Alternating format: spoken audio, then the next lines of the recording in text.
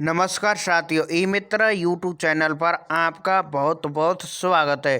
तो साथियों, आज के वीडियो हम आपको बताने वाले हैं राजस्थान फर्स्ट ग्रेड टीचर भर्ती परीक्षा में अभ्यर्थियों द्वारा न्यूनतम अंक प्राप्त नहीं कर पाने से पद रह गए खाली। जी हाँ साथियों, आज के वीडियो में यही जानकारी आपको बताएंगे और रीट भर्ती और सेकेंड ग्रेड भर्ती पर इससे क्या प्रभाव पड़ेगा।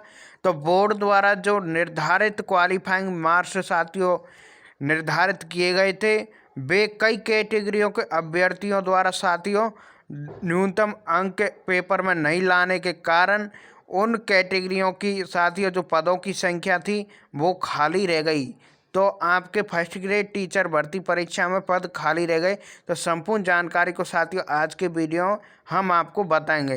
तो वीडियो में आगे बढ़ने से पहले आपसे छोटा सा अनुरोध है, यदि आपने अभी तक हमारे यूट्यूब चैनल को सब्सक्राइब नहीं किया तो हमारे यूट्यूब चैनल को सब्सक्राइब जरूर कर लें और बेल आइकन को प्रेस कर लें, जिससे आने वाले वीडियो के प्रत्येक नोटिफिकेशन आपके पास ज़रूर पहुँचे। क्योंकि साथियों हमारे यूट्यूब चैनल पर फर्स्ट ग्रेड, सेकेंड ग्रेड और थर्ड ग्रेड यानी रीट भर्ती से संबंधित बिल्कुल जॉइनिंग तक की संपूर्ण जानकारी आपको हमेशा मिलती रहेगी।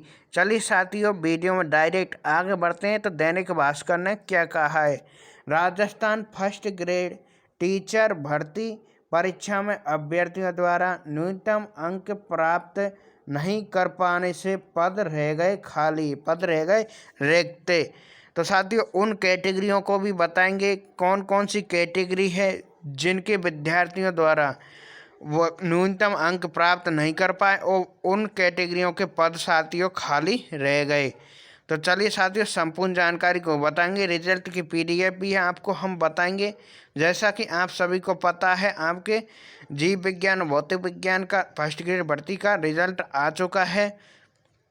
तो सबसे पहले बताते हैं हम आपको दैनिक भास्कर ने क्या निकाली है आज की शिक्षा से संबंधित खबर। फर्स्ट ग्रेड और स्कूल व्याख्याता भर्तियों में चयन के लिए न्यूनतम प्राप्तांक का क्राइटेरिया लागू होने से बनी यह स्थिति।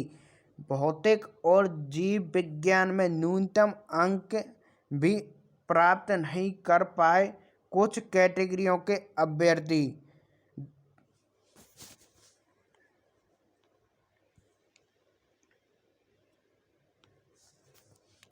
वरिष्ठ अध्यापक स्कूल व्याख्याता भर्तियों में पहले माइनस में अंक प्राप्त करने वाले शिक्षक बन जाते थे, लेकिन सरकार की ओर से शिक्षा विभाग की भर्तियों में चयन के लिए न्यूनतम प्राप्तांक का क्राइटेरिया लागू होने से अब स्थिति बदल गई है। आरपीएससी की ओर से पिछले दिनों स्कूल व्याख्याता भर्ती में दो विषयों भौतिक विज्ञान व जीव विज्ञान का प्रारंभिक परिणाम जारी किया जा चुका है। इसमें इस भर्ती के दोनों पेपर में अलग अलग न्यूनतम अंक प्राप्त करने वालों को ही दस्तावेज सत्यापन के लिए सूचीबद्ध किया गया है। कुछ कैटेगरी ऐसी भी थी जिनमें अभ्यर्थी दोनों प्रश्न पत्रों में न्यूनतम अंक प्राप्त नहीं कर पाए, इसके चलते पद खाली रह गए। अभी तो और विषयों के परिणाम आना बाकी है। ऐसी ही स्थिति अन्य विषयों में रह सकती है। कंप्यूटर अनुदेशक भर्ती में बड़ी संख्या में पद खाली रह गए। इसमें भी दोनों प्रश्न पत्रों में अलग अलग 40-40% अंक प्राप्त करना अनिवार्य था। दोनों पेपर क्वालिफाई करने के लिए ये थे नियम। पहला पेपर जीके का 150 अंक का और दूसरा पेपर संबंधित विषय का 300 अंक का था। चयन के लिए दोनों पेपर में जनरल के छात्रों को अलग अलग 40% अंक लाने अनिवार्य थे, यानी पहले पेपर में 60 अंक और दूसरे पेपर में 120 अंक प्राप्त करने थे। SC/ST को न्यूनतम प्राप्तांक में 5% की छूट थी, यानी इस कैटेगरी में को पहले पेपर में 52.50 अंक और दूसरे पेपर में 105 अंक प्राप्त करने थे, जो कि साथियों कई कैटेगरियों में ये अंक न्यूनतम अंक प्राप्त नहीं कर पाने से उन कैटेगरियों के पदों की संख्या रह गई खाली। तो पहले साथियों इस भर्ती में क्या होता था, पहले जो माइनस अंक भी आ जाते थे उनको भी साथियों यहाँ पर भर्ती में सेलेक्ट कर लिया जाता था। जैसे साथियों यहाँ पर दिया हुआ है, वरिष्ठ अध्यापक स्कूल व्याख्याता भर्तियों में पहले माइनस अंक प्राप्त करने वाले शिक्षक बन जाते, लेकिन इस बार सरकार ने नियम चेंज कर दिया है। इस कैटेगरी में नहीं मिले योग्य अभ्यर्थी। अब कौन सी है वो कैटेगरी जिसमें साथियों आपके सारे ही पद खाली रह गए हैं? न्यूनतम अंक, जी हाँ साथियों यहाँ पर देखिए, इस कैटेगरी में नहीं मिले योग्य अभ्यर्थी। न्यूनतम अंक प्राप्त नहीं करने के कारण दोनों विषयों में कई कैटेगरियों के योग्य अभ्यर्थी ही नहीं मिले। इसमें भौतिक विज्ञान में, सामान्य में, जी हाँ साथियों अब देखिए किस किस कैटेगरी में, इसमें भौतिक विज्ञान में, सामान्य में विधवा यानी जनरल में विधवा, EWS में भी विधवा और SC, जी हाँ साथियों SC कैटेगरी में भी विधवा और MBC में भी विधवा, OBC में भी विधवा, परित्यक्ता और ST में, ये तो देखिए आपके देखिए साथियों जनरल में विधवा है और SC में भी विधवा, EWS में भी विधवा है, इनके पद खाली हैं, और MBC में भी विधवा के पद खाली हैं, OBC में भी विधवा के पद खाली हैं, और इसके बाद विधवा और परित्यक्ता के दोनों के पद खाली हैं OBC के अंतर्गत। अब बात करेंगे ST कैटेगरी में, जी हाँ साथियों अनुसूचित जनजाति ST कैटेगरी में सभी 10 पदों पर एक भी योग्य अभ्यर्थी नहीं मिला। यानी साथियों आपके ST कैटेगरी के अंतर्गत तो एक भी अभ्यर्थी योग्य नहीं मिला। 10 पद थे, 10 में से किसी भी अभ्यर्थी के ने साथियों आपके 52.50 अंक फर्स्ट पेपर और 105 अंक सेकंड पेपर में किसी भी अभ्यर्थियों ने प्राप्त नहीं करे, इसलिए 10 की 10 सीट साथियों खाली रह गई ST कैटेगरी की। तो 10 पद तो ST कैटेगरी के ही साथियों खाली रह गए हैं।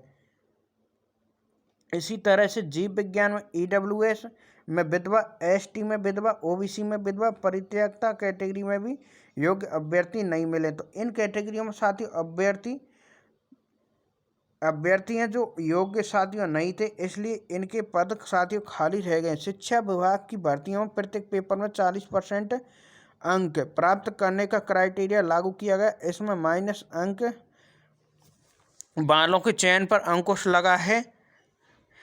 इससे ऐसे शिक्षक का ही चयन होगा जिन्होंने संबंधित विषय का गहन अध्ययन किया है। बहुत अच्छी बात है साथियों। अब आपको हम बताते हैं इससे रीट भर्ती और सेकंड ग्रेड भर्ती पर क्या प्रभाव पड़ेगा। तो जी हाँ साथियों, जैसा कि आप सभी को पता ही लग चुका होगा, जैसा कि ये वे अभ्यर्थी हैं साथियों जिन्होंने तीनों भर्तियों की एग्ज़ाम्स दी है। तो तीनों भर्तियों की साथियों इन अभ्यर्थियों ने एग्ज़ाम्स दिए, आपके फर्स्ट ग्रेड की भी दी है, सेकेंड ग्रेड की भी दी है, और इसी के साथ साथियों आपके थर्ड ग्रेड यानी रीट की भी साथियों इन अभ्यर्थियों ने एग्ज़ाम दी है। अब पता है साथियों आपके जैसे यहाँ पर ST के 10 पद खाली रह गए हैं, तो 10 के 10 अभ्यर्थियों ने साथियों तीनों भर्तियों की एग्ज़ाम दी है, फर्स्ट ग्रेड, सेकेंड ग्रेड और थर्ड ग्रेड। और आपके जनरल में भी साथियों कई अभ्यर्थियों के योग्य अंक नहीं आने से जनरल में भी पद खाली रह गए हैं। OBC यानी सभी कैटेगरियों में साथियों आपके पद खाली रह गए हैं फर्स्ट ग्रेड टीचर भर्ती में।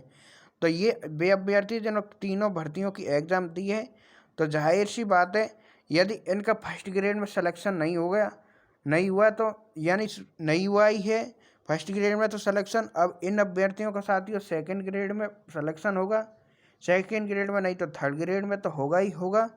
इसलिए ये अभ्यर्थी सेकंड ग्रेड और थर्ड ग्रेड अभ्यर्थियों की जगह भी घेर लेंगे। इसलिए साथियों सेकंड ग्रेड और थर्ड ग्रेड यानी रीट भर्ती में इस प्रकार से अभ्यर्थियों को नुकसान होगा, ये वहाँ पर जगह अपनी सुनिश्चित कर लेंगे, इसलिए वहाँ पर रीट और सेकंड ग्रेड अभ्यर्थियों को भी साथियों नुकसान होगा। अब आपको बताते हैं हम रिजल्ट के तौर पर कौन कौन सी कैटेगरियाँ जिन्होंने साथियों न्यूनतम अंक प्राप्त नहीं करे। वैसे तो ऊपर बता दिया और नीचे भी हम आपको बता देते हैं। जैसे ये है आपके साथियों बायोलॉजी फिजिक्स का रिजल्ट है, ये साथियों आपके 125 टोटल कैंडिडेट पास किए गए थे फिजिक्स के अंतर्गत डॉक्यूमेंट वेरिफिकेशन के लिए। अब देखिए कट ऑफ, देखिए नीचे की साइड आपको बताते हैं। ये रहा कट ऑफ का क्राइटेरिया।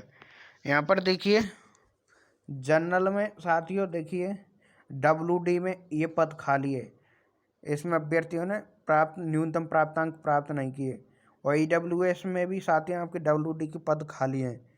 और यहाँ में देखिए ST में, ST के अंतर्गत तो साथियों पूरे ही पद खाली रह गए हैं। ST के अंतर्गत पूरे पद खाली रह गए हैं। और SC के अंतर्गत भी WD के पद खाली हैं। और OBC के अंतर्गत साथ ही WD और DB दोनों के पद खाली हैं। और MBC के अंतर्गत भी WD के पद खाली हैं। एक्स सर्विसमैन के तो सारे ही पद खाली हैं। अब देखिए यहाँ पर ना से तात्पर्य है candidate not available due to minimum qualifying marks as per service rules. ये 3 अभ्यर्थी जिनका परिणाम साथियों रोक लिया गया, अब पता नहीं किस कारण से रोका है। तो ये तो हो गया आपकी फिजिक्स की बात है। तो इन कैटेगरियों को पद खाली गए। अब इसके बाद बात करेंगे साथियों, इसके बाद बात करते हैं, ये है आपके बायोलॉजी का रिजल्ट। बायोलॉजी में साथियों आपके 330 कैंडिडेटों को टोटल डॉक्यूमेंट वेरिफिकेशन के लिए पास किया गया था। अब आपको बताते हैं इसमें किस किस कैटेगरी में पद खाली रहे हैं। तो जी हाँ साथियों, यहाँ पर देखिए अब आपको बताते हैं, जैसे जनरल में रहे आपके, जनरल में लगभग में पूरे ही हैं साथियों। जनरल में किसी का भी पद खाली नहीं है। EWS में आपके WD का पद खाली रह गया है।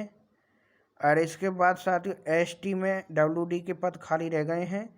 OBC में भी साथियों आपकी WD और DB दोनों के ही पद खाली रह गए हैं। MBC में WD के पद साथियों खाली रह गए हैं। और तो सब बराबर है साथियों। तो ये है साथियों आज की जानकारी।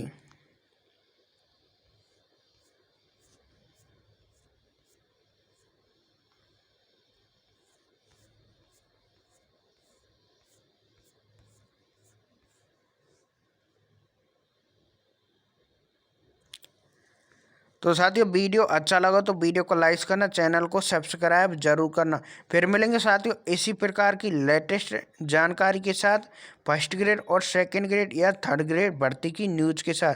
जब तक के लिए नमस्कार, जय हिंद, जय भारत।